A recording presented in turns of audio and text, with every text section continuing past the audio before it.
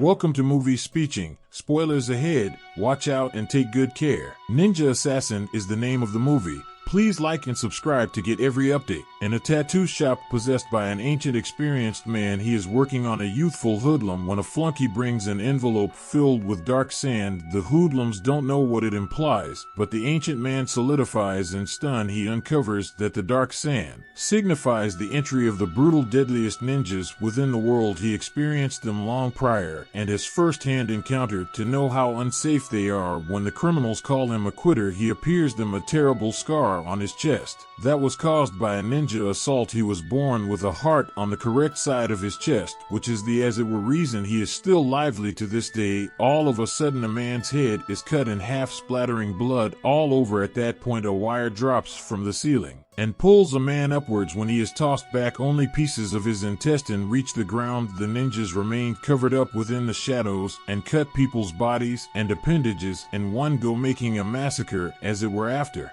everybody is dead, do we see the ninjas coming out of the dull corners of the room. At that point we are presented to the Ozunu clan of Japan. It may be a clan of ninjas driven by the merciless ruler Ozunu. The clan collects children from around the world and makes them go through arrangement of brutal preparing procedures to end it up. The extreme ninja professional killers, they're well known among the world leaders, but covered up from the rest of the world. Anybody who gives the clan with £100 of gold can enlist their professional killers and guarantee the passing of the individual they need to target. The Ozunu clan has been working from the shadows for more than 100 years and is behind the passings of the Russian president, the Japanese Prime Minister Jeffrey Epstein, and numerous other higher figures. Anybody who knows around them is frightened to ever come over them. In one of the sessions, ruler Ozunu presents a modern kid named Raizo to the rest of the gather. He was surrendered by his parents and is taken into the clan by the pioneer. Something tells Ozunu that Raizo will be the pioneer of the clan after him. Sense of the desire, the preparing is harder for Raizo. By the time he is 10, he has scars all over his body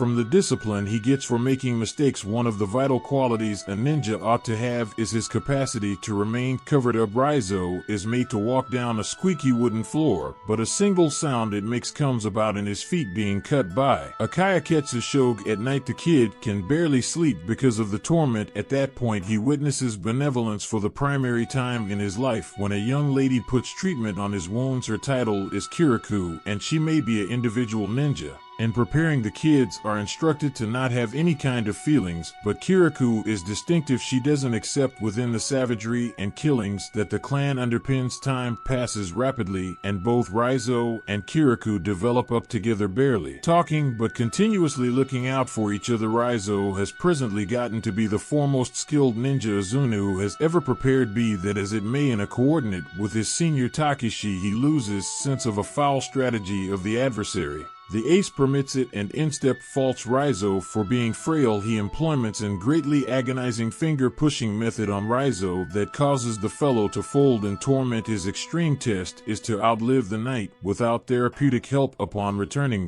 another morning, Ozunu sees him prepared for the modern day's preparing and is proud of the understudy for passing the test. Soon Raizo gets to be the foremost skilled ninja of the clan, beating the adversary blindfolded and with his hands bound. Kirikou is glad of him, but on the other hand gets to be embittered with Ozunu's way of life. She as often as possible ignores the small rules of the clan and is warned by Raizo. He is frightened that in the event that the pioneer finds out, he will take her heart away, but Kirikou says her heart is with Raizo, so it can never be stolen. In a preparing session she is inquired to harmed and rival with a cut. When Kirikou is incapable to do it, Pasunu cuts her face and tosses her into a cage. Rizzo sneaks out to meet with her and nourish her water. A number of days afterward, on a stormy night, Kirikou climbs a divider to elude and empowers Rizzo to connect her, but he chooses to remain, needing to stay faithful to the clan since it is all he has ever known.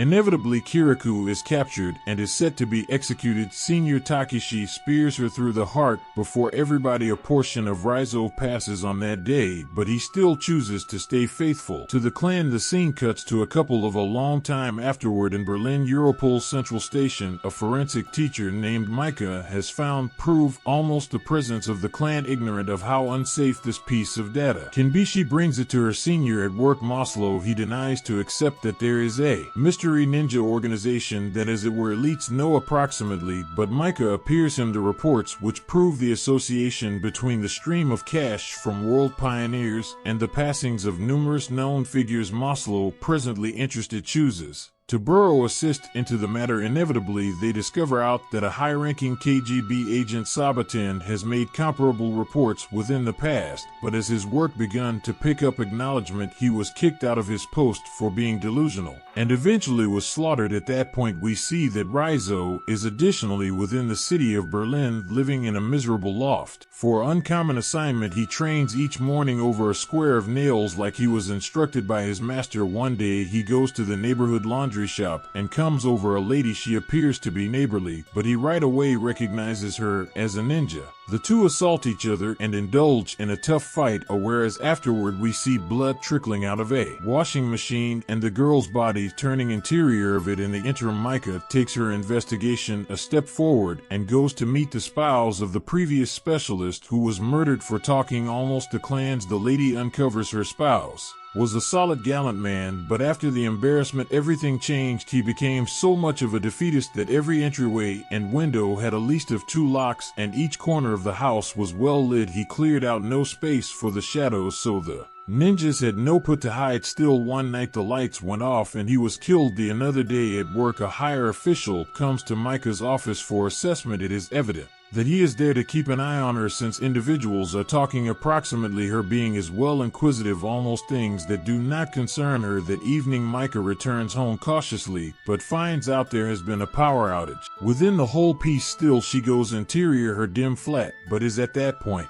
assaulted by a ninja. Surprisingly enough, another ninja saves her life and slaughters the professional killers. He is none other than Rizzo. Another flashback appears as the grown-up Rizzo on his mission to total this first assassination. He lets all of his dissatisfaction out and brutally murders the target. After the mission, he comes to the rooftop to meet the rest of the clan. Ruler Ozunu says that he is glad of Rizzo and calls him closer. To his shock, Rizzo attacks him with the Kayaketsu Shobe that cuts him over the confront, and his individual ninja assaults him and pushes him off the building after harming him gravely. Rizzo scarcely survives the fall by landing in the water. At that point, ever since he recovered, he has been working against the clan, mediating in all of Ozunu's death endeavors. He saved Micah's life for the same reason. They drive to a lodging and alter their dress, since ninjas utilize an uncommon noticing method to track them. Taking after that, she gives Maslow a call and tells him she is with Rizzo. The man has been asked to capture Rizzo, as before long as he comes in to see, he knows that Rizzo isn't their essential opponent, but he needs to comply the orders for his possessed life.